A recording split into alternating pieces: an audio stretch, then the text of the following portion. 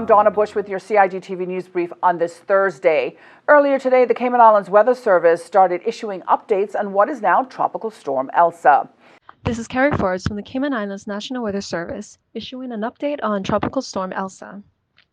The National Hurricane Center in Miami, Florida, is issuing advisories on Tropical Storm Elsa, which at 10 a.m. was located 10.1 degrees north and 51.4 degrees west, about 680 miles east-southeast of the Windward Islands, with maximum sustained winds of 45 miles per hour. Elsa is moving west at 28 miles per hour. If current projections hold, Tropical Storm Elsa is expected to be within our area in the next 72 hours. On this path, tropical storm force winds are expected mainly over the sister islands, with fresh to strong winds over Grand Cayman, possibly starting from early Monday morning. Heavy showers leading to flooding across the islands are expected with a higher concentration over the sister islands. Very rough seas will warrant the issuing of a marine warning from Sunday afternoon. Residents are urged to monitor the progress of the storm and continue to make preparations. And as the Cayman Islands National Weather Service continues to monitor the system, Hazard Management Cayman Islands has a reminder for those living in low-lying areas. It's really, really critical that people are prepared for anything. Again, localized flooding is a potential, a lot of rainfall, so avoiding potholes. Don't drive unless you really have to.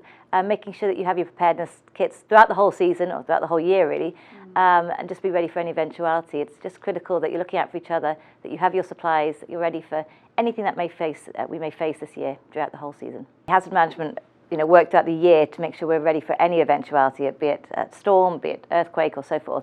So right now, obviously, we're looking at our, monitoring the weather very closely. We're working with the Cayman Islands National Weather Service.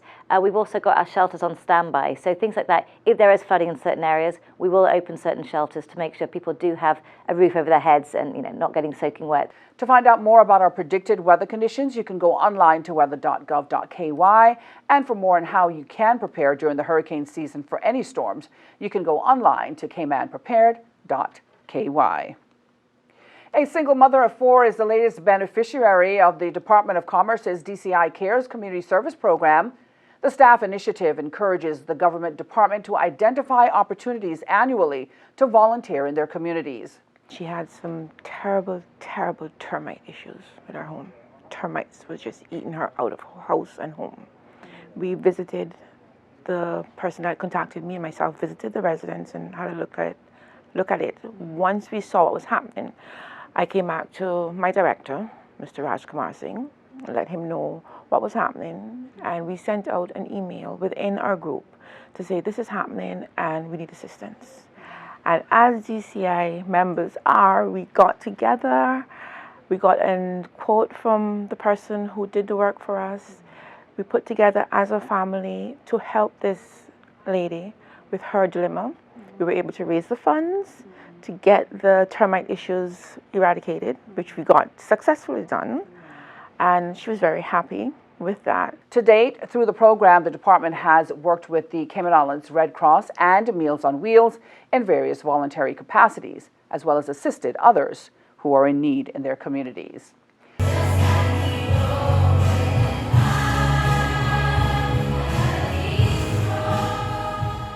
Well, students of Bodden Town's Theoline McCoy Primary School took part in their school leaving ceremony this week. Family, friends, and teachers watched as they performed and walked the stage to get their school leaving certificates. Therefore, let me share a few tips with you as you move on into high school. Preparation and organization are essential to any high schooler. I'm sure you realized this when you went to your taster day last week and had a timetable of classes and a new campus to navigate.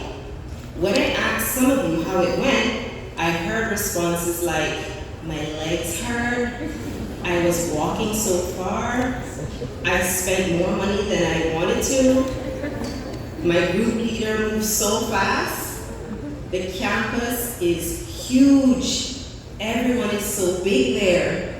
Many other awards were achieved by the students, including subject awards in mathematics, science, reading, writing, Spanish, and computing, just to name a few. We invite you to join us here on Friday for highlights from the Georgetown Primary School's leaving ceremony. Turning now to the Thursday forecast, the high temperature reached 88 degrees, the low 77. The forecast calls for partly cloudy skies with a 30% chance of showers.